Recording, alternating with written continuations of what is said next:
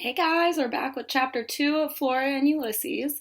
And yesterday we met Flora for the first time and we found out that she ended up watching her neighbor vacuum up a squirrel. So now I guess we're going to meet that squirrel and continue our story. Okay. Chapter 2, The Mind of a Squirrel. Not much goes on in the mind of a squirrel. Huge portions of what is loosely termed the squirrel brain are given over to one thought: food. The average squirrel cogitation goes something like this: I wonder what there is to eat. The thought is then repeated with small variations, like, where's the food? Man, I'm hungry. Is that a piece of food? And are there more pieces of food? Some 6,000 or 7,000 times a day. All of this is to say that when the squirrel in the Tickums' backyard got swallowed up by the Ulysses 2000X, there weren't a lot of terribly profound thoughts going through his head.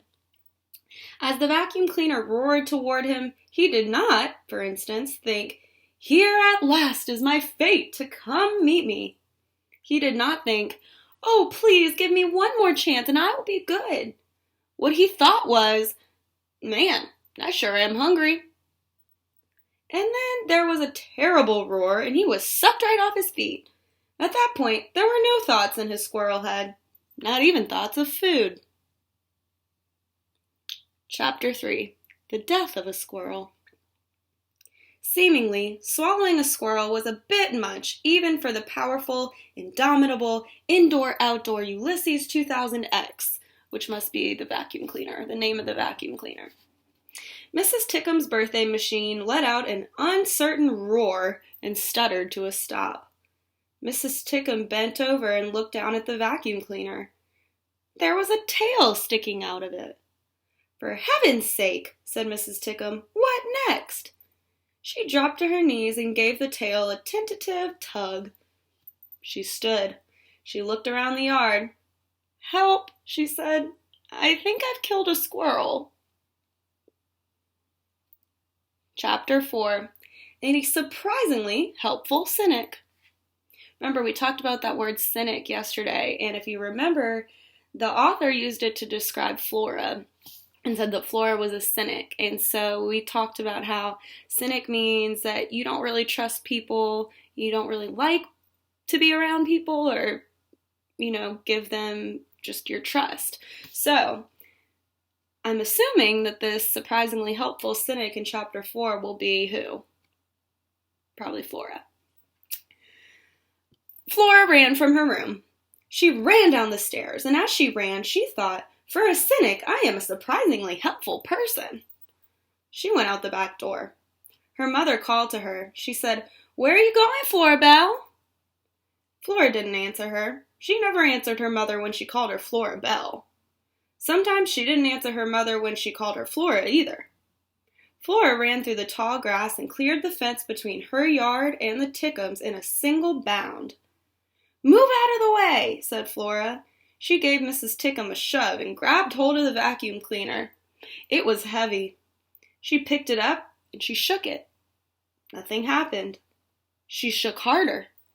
The squirrel dropped out of the vacuum cleaner and landed with a plop on the grass.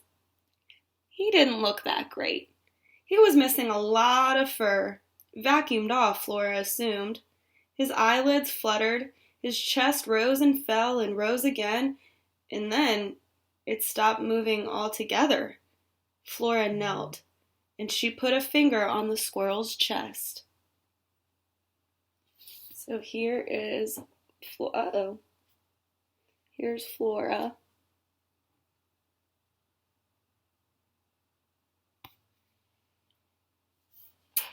At the back of each issue of The Illuminated Adventures of the Amazing Incandesto, there was a series of bonus comics. One of Flora's very favorite bonus comics was entitled, Terrible Things Can Happen to You. As a cynic, Flora found it wise to be prepared. Who knew what horrible, unpredictable thing would happen next?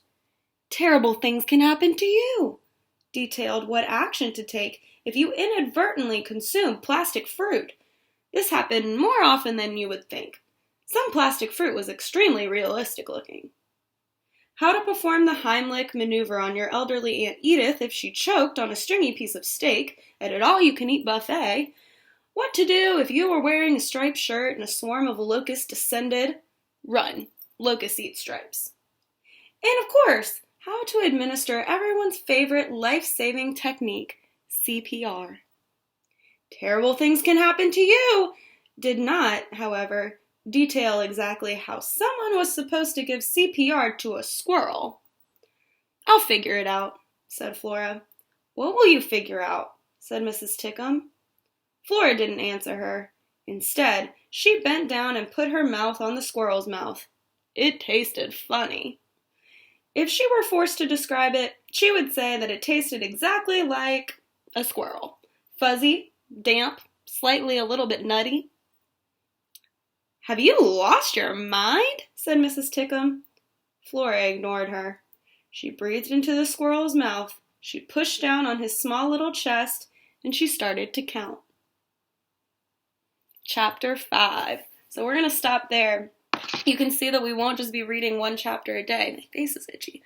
We won't be reading one chapter a day because some of them are so short, only like a paragraph. But I think since we talked about it yesterday, no one be sad that Squirrel does not live, because I'm pretty sure Squirrel lives, or the book wouldn't be called Flora and Ulysses. So, no tears. Ashlyn. Love y'all. See you tomorrow.